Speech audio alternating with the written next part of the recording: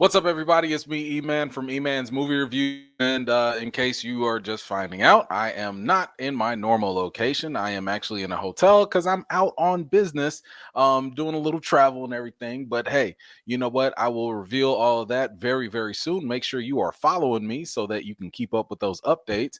But today we are going to talk about Ms. Marvel Episode 3.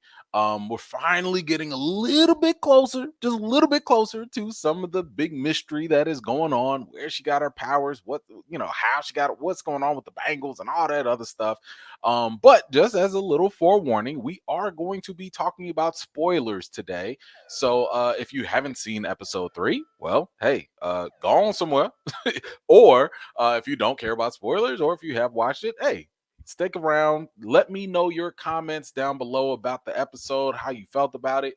Because unfortunately, we aren't able to do the live like we normally would, mainly because I don't really trust the internet service here in this hotel. And I didn't want to put y'all through like all that blurry stuff. And hopefully, it's not blurring right now. But hey, either way, let me just kind of go through the episode and give you some of my thoughts about what happened, and just I'll give you my review and everything, right? So first and foremost, we get this flashback, and this is of what was her name, Najma, that's Cameron's mom. We get a flashback of her and Aisha, who are, what was this, in the 1940s? They're in like this temple or whatnot, and this is where they find the first bangle. Now, they have not been able to find the other one. They only found one, which is interesting. And of course, what was more interesting was like who or what the bangle was attached to. And we saw that it was attached to a blue arm. And not only just any blue arm, by the way, it was a severed blue arm. So I just, I got questions. Yo, first of all, who was that?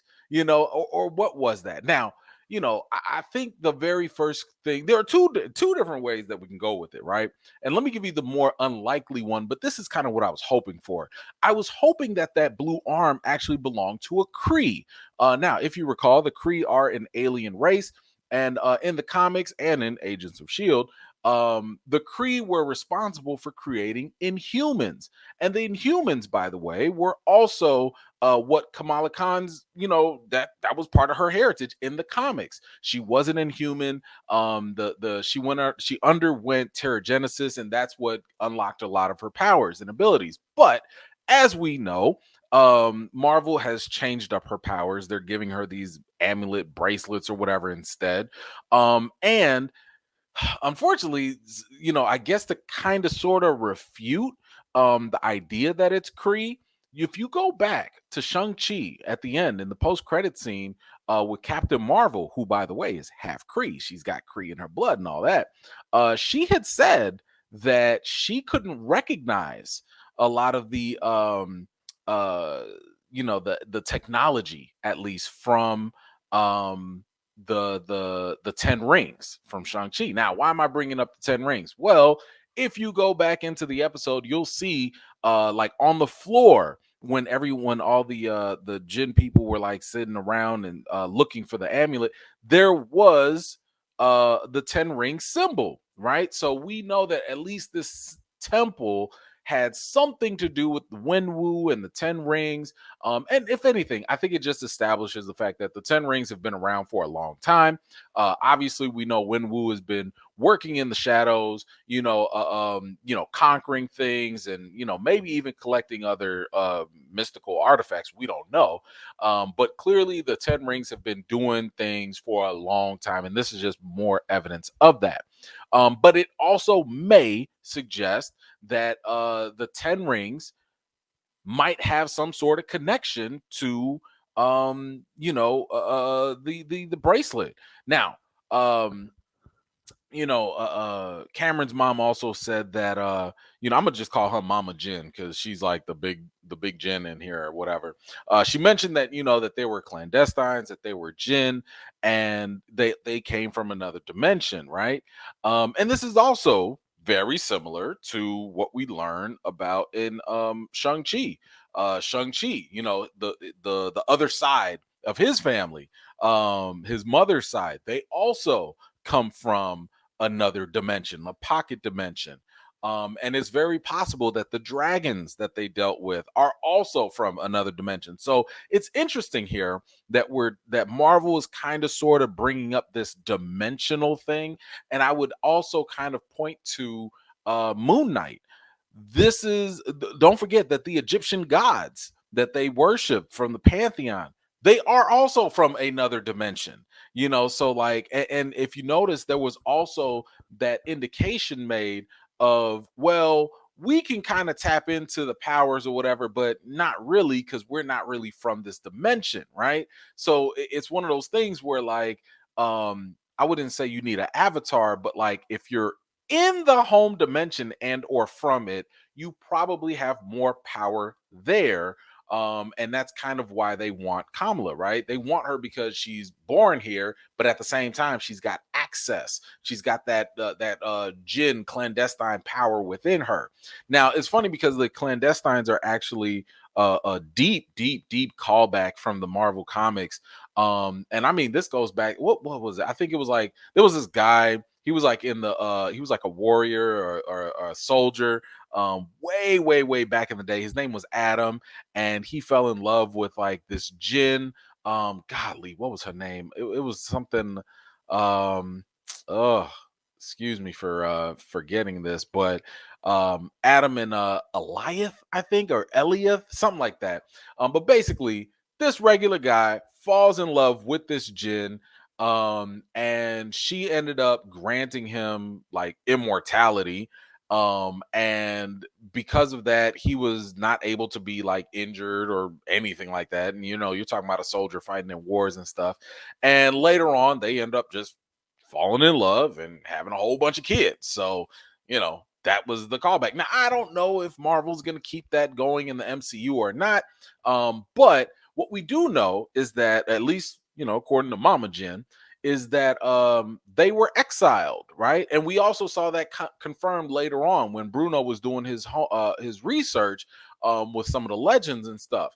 And I think what it's kind of setting up is the fact that, like, clearly these people are not good. Like it's one thing. It's one thing if you get kicked out of your home. It's one thing if you get kicked out your country. It's another thing if you get kicked off your planet. But a whole dimension,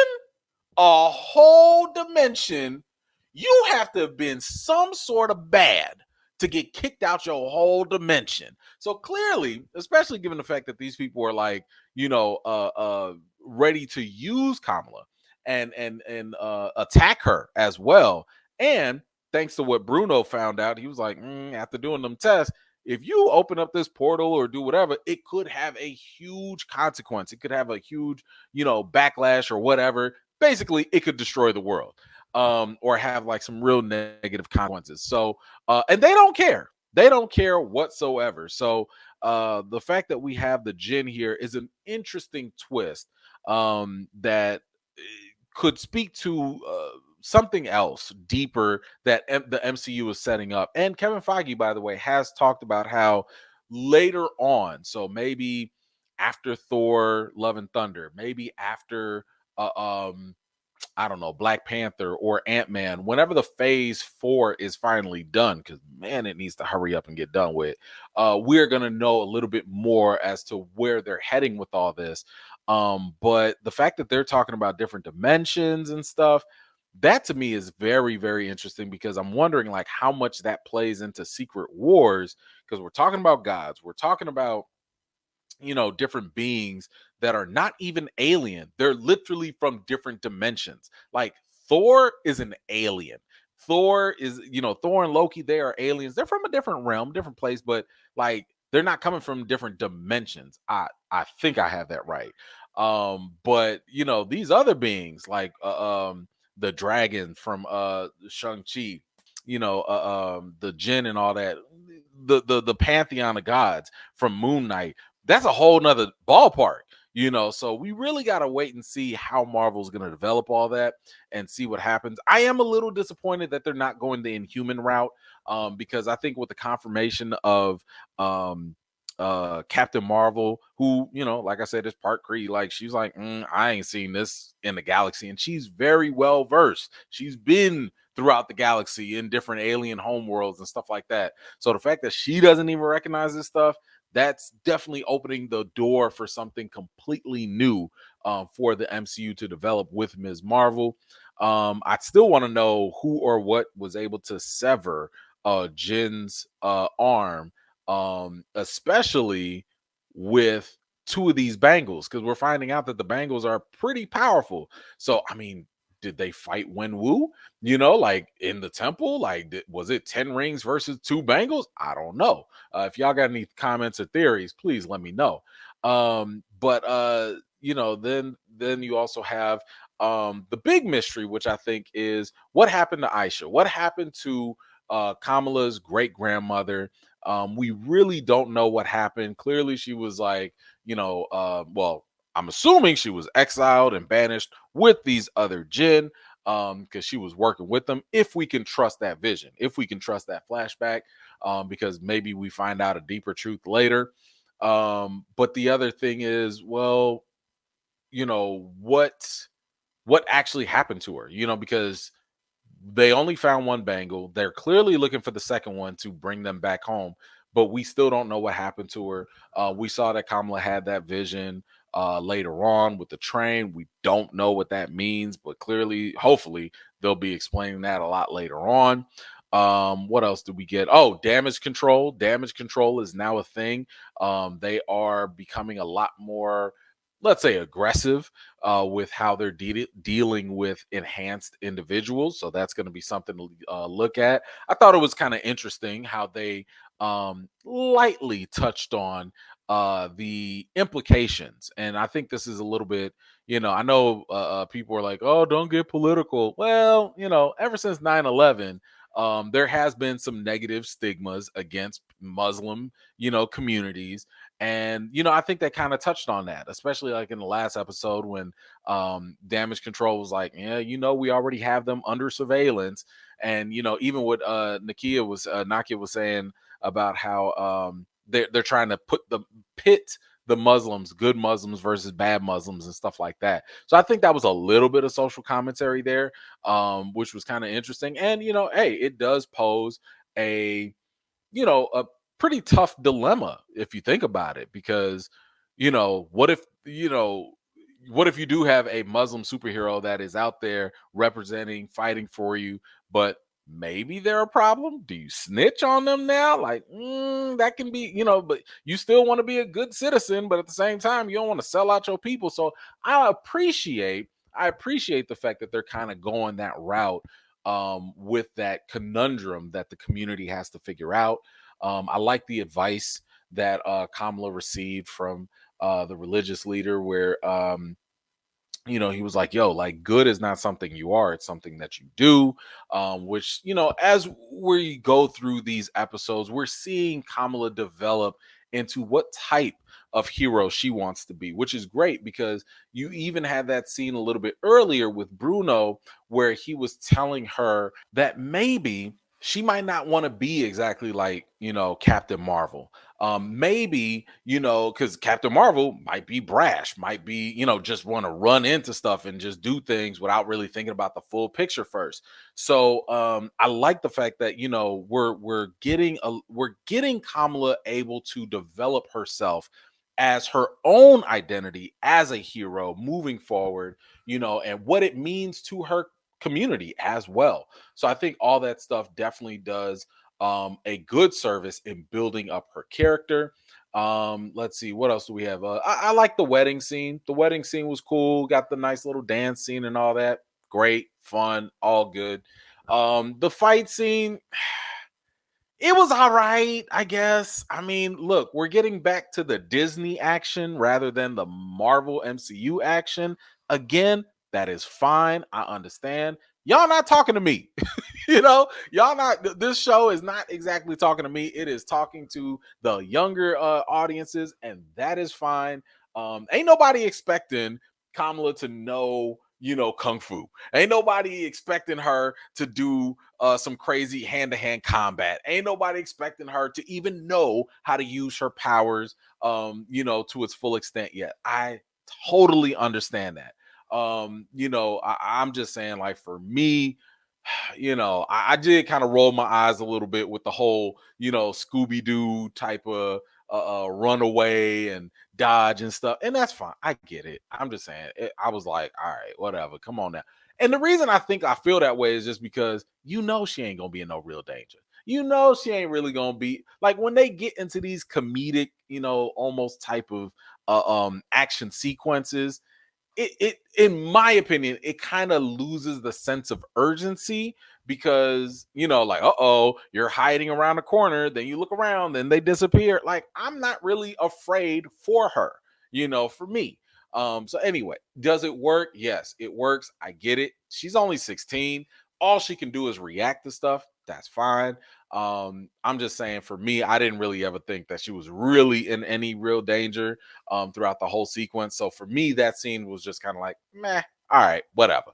But whatever. It is what it is. Let's see. Then we get to Nakia. She finally finds out about Kamala's secret. Honestly, I don't even see why that was a big deal. I'm sitting here thinking, like, you trusted Bruno with your identity. Well, why can't you trust her? Like, she's like one of your best friends. Like, I don't see that as being a big deal.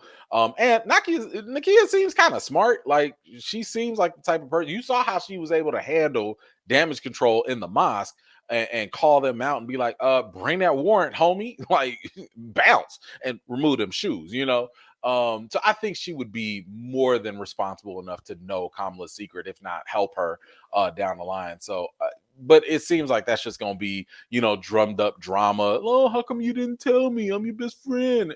Whatever. All right, you need a little teen drama in there. Fine, whatever. So one other thing, of course, I mentioned that the jinn were all out there and they clearly don't care. Like, this ain't your genie from Aladdin. All of them are out there. They got weapons and they don't care. They will apparently assault a 16-year-old girl with no worries. Hey, shout out to Cameron. I didn't know my man had a couple moves. You saw him with his little whip, his little, I whip my chain back and forth. Okay, all right, Cameron, I see you, bro. But you also saw he fell from a very, very tall height, and he was actually able to get up and just walk it off. So clearly that half clandestine blood in him or whatever grants him some sort of healing ability or durability or something. So that's cool. And then, towards the end, we get the train vision, which I think just really just connects the fact that whatever happened with Aisha, with Aisha, is linked to the bangle, and possibly to partition, because that train, remember, was the last train to Karachi, and that was the last train. And again, if you do your homework on partition in India, like, a lot of people like died on that train. It was like a civil war, like neighbors fighting neighbors and people trying to escape and all that stuff. And like, it was just terrible, terrible time. So I'm hoping that this show does show a little bit more about what happened and like why it's so important.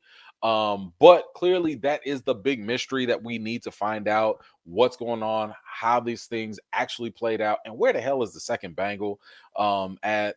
And then of course, her grandma, I think that's Sana, called, and then she told her that her and her mama need to come out to Karachi. So, hey, clearly this thing is going to be something very interesting. I mean, the fact that that the grandma is still able to see these visions, I'm wondering, like, okay, does she have the other bangle like all this time, or maybe she has that Noor power, that light energy or whatever. Maybe she's already had that unlocked.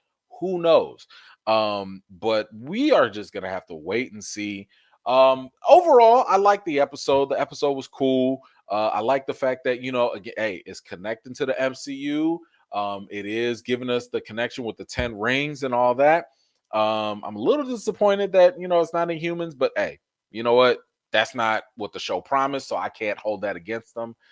If I had to give this a rating from 1 to 10, I think I'm gonna give it a 7.5. I think I'm gonna give it a 7.5. I liked it. It was cool, but I'm still waiting to see where this goes with the mystery. So, um, yeah, I think I'm comfortable with that. 7.5 out of 10. But hey, that's just my take on it. What did you think about this episode? Did you really, really enjoy it? Did you really hate it? Did you find yourself somewhere in the middle? Let me know in the comments below. If there was anything that I missed, please let me know that as well. Yeah, let me know your rating for this episode too. Anyway, thank you all so much for taking the time to watch my video. I really do appreciate it. If you're new here and you like what you see, don't forget to like this video, subscribe, and don't forget to hit that bell so you don't miss out the next time I drop a video. I've got more videos and reviews to do for you all, and until next time, I'll see you all later.